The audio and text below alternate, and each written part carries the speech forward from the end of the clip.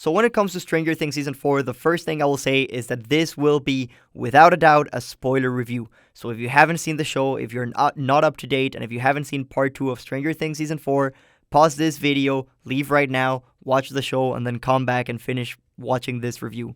Now that that's out of the way, from here on out, I will be discussing spoilers. You have been warned. And I will begin by saying that I thought Stranger Things Season 4 was amazing. I honestly believe this is the best season of Stranger Things since Season 1. And the main reason why I think this season was so good is without a doubt the villain. Vecna is absolutely amazing. And, it is no secret that Stranger Things has always had sort of a villain problem. In Season 1, you had the Demogorgon, and the Demogorgon was fine, but, I don't think anyone would be like, yes, the Demogorgon is one of the greatest villains of all time. Then in Season 2, you have the Mind Flayer, he was alright, but he was a bit uninteresting. He was just a big, evil black cloud who was evil for the sake of being evil. And then in Season 3, you just gave us, like, this weird, fleshy blob thing that was like a physical manifestation of the Mind Flayer in the real world. And that one just felt very repetitive and very uninspired. So yeah, Stranger Things throughout the seasons, they've had a villain problem. But that is all fixed in Season 4 because Vecna, let me tell you about Vecna. This is the best villain the show has ever seen. I thought the design of Vecna was really great, and the practical effects that they used to turn Vecna into reality were just absolutely amazing and absolutely jaw-dropping.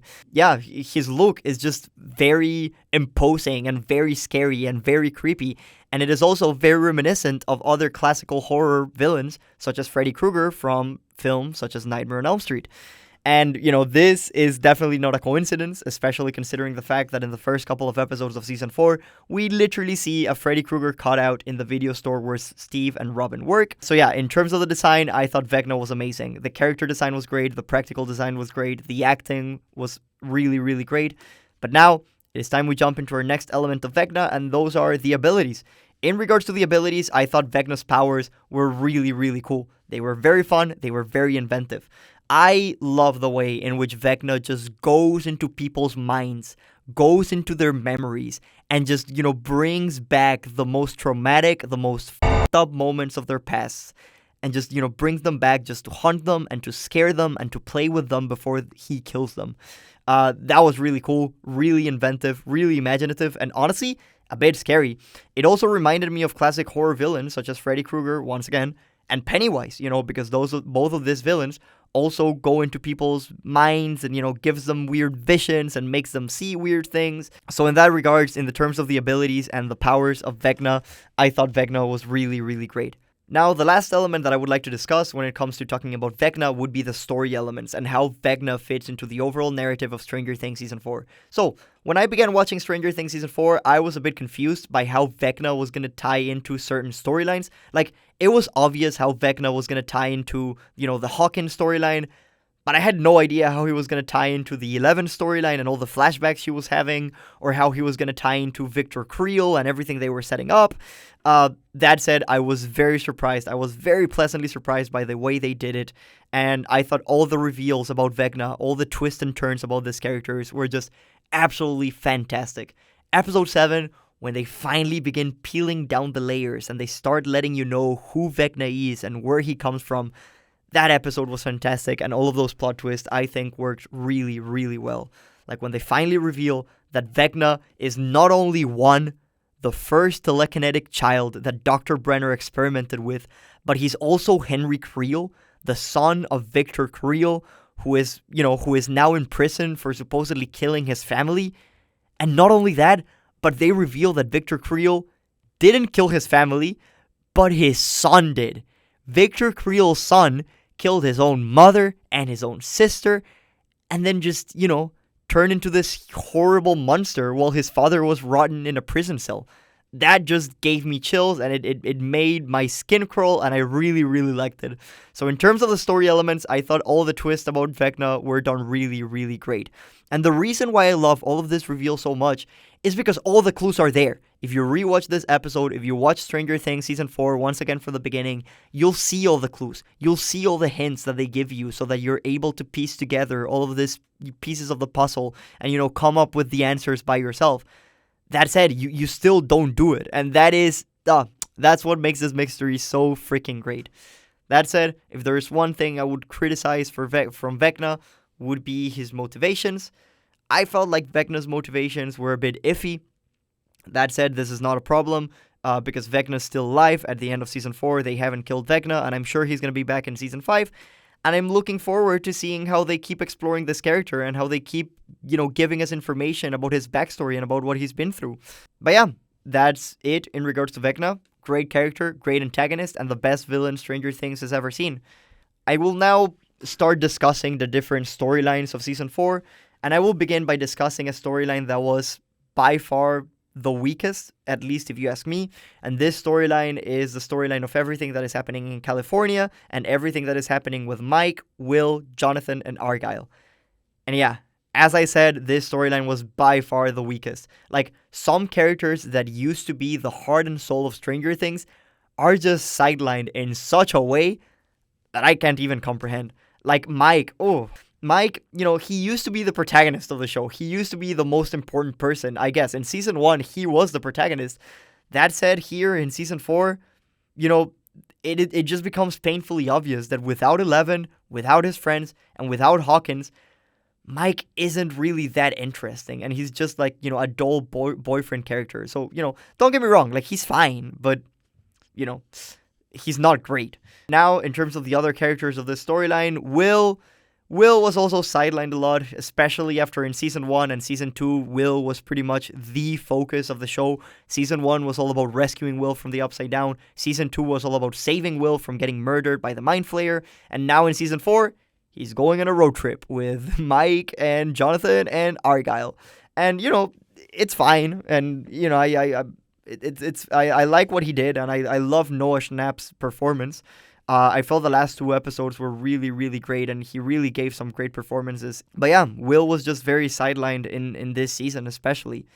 That being said, I am very excited about Season 5, because I believe that in this season, they've set up a lot of stuff about Will's character that I hope comes back in a big way in Season 5. Like, they've set up all the stuff about Will potentially, being gay and, having feelings for Mike. That's really exciting, and I can't wait to see where that goes.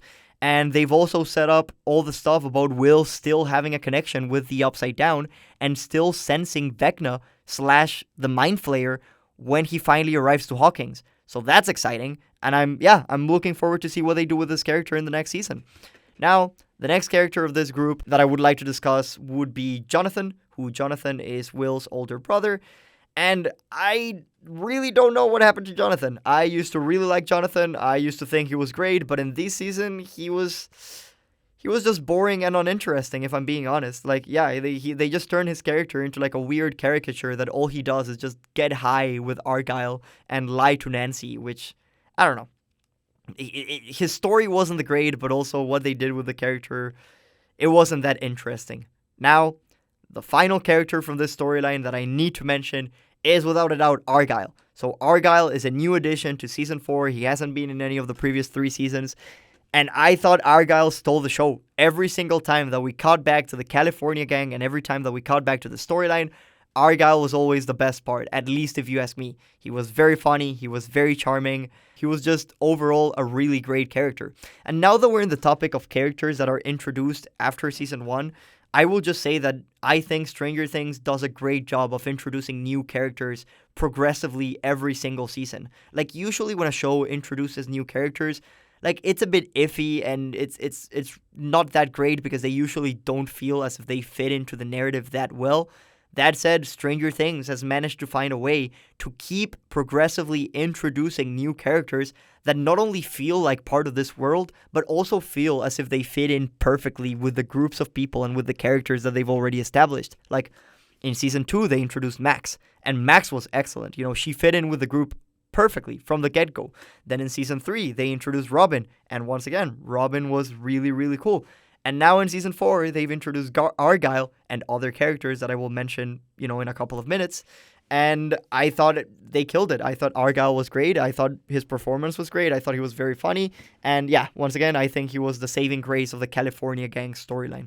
Now, the second storyline that I would like to discuss is the story of everything that is going on in Russia. And this story involves characters such as Hopper, Joyce, Murray, and newcomers Dimitri and Yuri.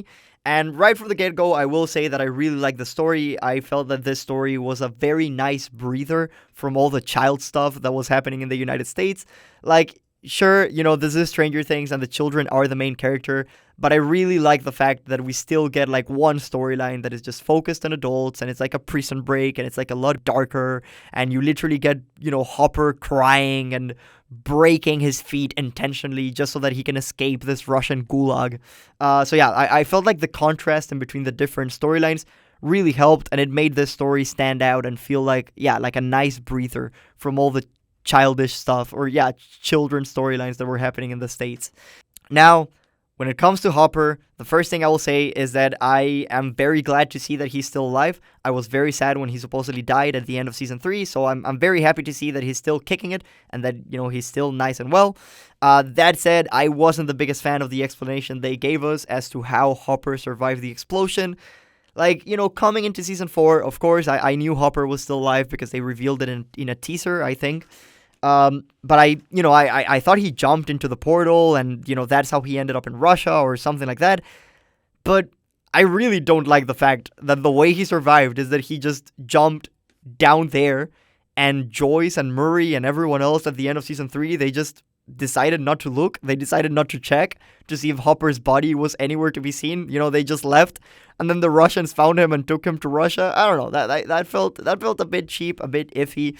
That being said, that's just the very beginning. That's just the explanation of how he's in Russia. The point is that he's in Russia, and all of his scenes in Russia are really, really great.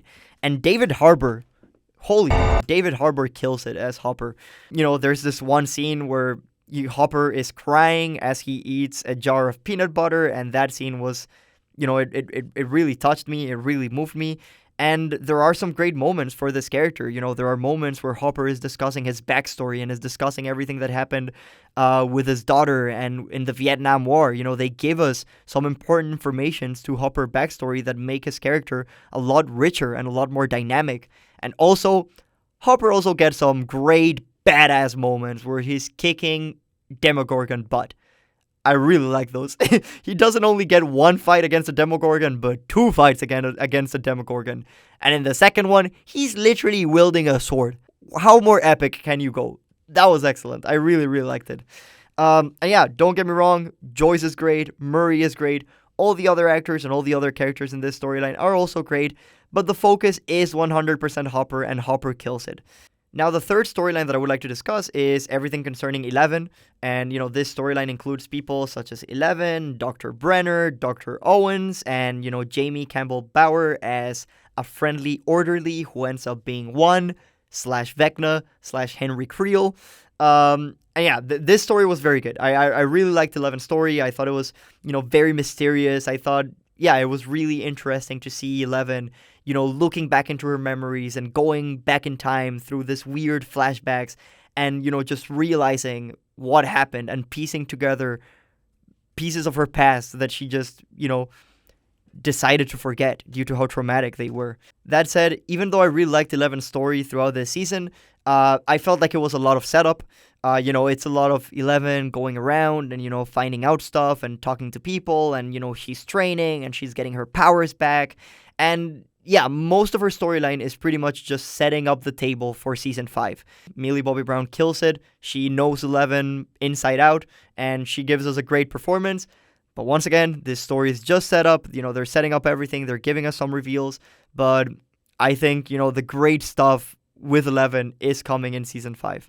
Now that that's out of the way, there's someone else I want to mention from this storyline, and that is Dr. Brenner, who, if you guys don't remember, Dr. Brenner supposedly died at the end of season 1. Last thing we saw of Dr. Brenner is we saw a big Demogorgon jump on top of him and start munching on his face. And, everyone assumed that was the end of the character because a Demogorgon jumped on top of him and started attacking him. But now here, apparently he's alive. And I was really excited when he came back. I don't know how he survived getting attacked by a Demogorgon, but fine, I'll give it to them just because I really like this character and I was very excited to see him back in the mix. That said, I was a bit disappointed with the fact that they bring back Dr. Brenner just to kill him once again a couple of episodes later. I don't know. That felt a bit unnecessary. Like, I feel like they just brought back Dr. Brenner just so that he could give Eleven her powers back and just so that he could guide Eleven in her weird flashback sequences. But I don't know. I feel like they could have done a lot more with this character. You know, there are many more mysteries that still need answers. And Dr. Brenner knows a lot of stuff about the Upside Down and about this telekinetic children. That said, even though I wish they wouldn't have brought back Dr. Brenner just to kill him, I still think his death was really cool. And, you know, his death sequence, his final moments where he frees Eleven and he has that final conversation with Eleven, that was very powerful. That was very cool. And the fact that Eleven didn't give him the closure and didn't give him satisfaction and just walked away and said something like goodbye Papa, that was great. That was very badass, and I really like that final scene. But once again, I just wish they would have kept him kept him alive for a bit longer.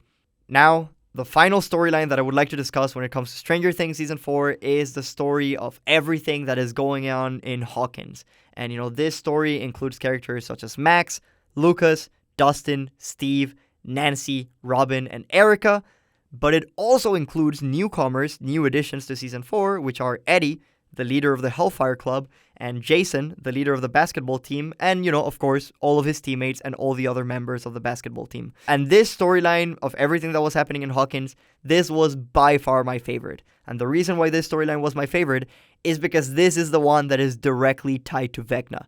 Vecna is in Hawkins, he's wreaking havoc in Hawkins, he's killing people in Hawkins, so it makes sense that this storyline is going to be the most intense and the most exciting and the most thrilling. Now, when it comes to discussing the specific characters from this storyline, I have to begin by discussing Max, because holy shit, Max was the beating heart of Stranger Things Season 4, and that is partly due to an amazing performance by Sadie Sink. Sadie Sink absolutely kills it. This season especially requires Sadie to do some amazing stuff and to really flex her acting muscles, and she kills it. You know, she steps up for the task, and I can't wait to see what she does next. Episode 4 of the show, episode 4 of this season by itself, the one that's called Dear Billy, that episode was just absolutely fantastic, and if you ask me, one of the best episodes of the whole show, you know, one of the best episodes of Stranger Things, period.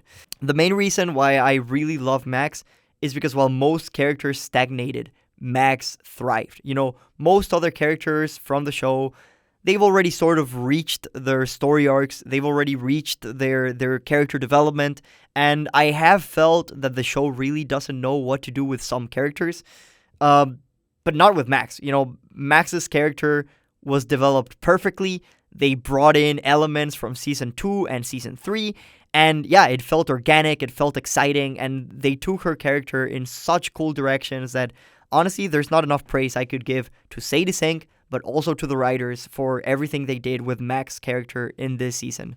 Now that we're done talking about Max, I will discuss other characters from this storyline. Lucas was great. I really liked this conflict, and I really liked how torn he was in between Jason and the basketball team and his friends. Dustin was amazing, as always. He was very funny, very charming. I love this character, and his relationship with Steve and Eddie were amazing, as expected. Now, when it comes to Steve, I'll just say that I love Steve. I think he's a great character. That said, I believe his character has stagnated a bit, you know. I feel like he already completed his character arc, and now I don't really know where else the writers are going to push it and where else they're going to take his story. That said, I'm still really enjoying his character, and I still think he's great. Then you also have Nancy as part of this group. And, you know, Nancy, as always, she is, you know, very strong, very independent, and also very smart. Except when she refuses to shoot Vecna in the head during the final confrontation in the last episode of the season. But apart from that, she's very smart, trust me. Now, you also have Robin, who is a lot of fun. Maya Hawke has a special ability to add levity to even the darkest moments. And the last returning character, who is also a part of this group, would be Erica, who is, you know, Lucas's younger sister. And I thought Erica was great as well. Now, when it comes to the new characters that were introduced to this storyline, I have to highlight Eddie. I thought Eddie was amazing. I really, really loved him. He was unique, he had a strong personality, and he was just all around a great, great character. That being said, considering that, I was very sad about him dying at the end of Season 4. Sure, it was a very cool moment. It was a very selfless, heroic sacrifice. It was very epic. It was very badass.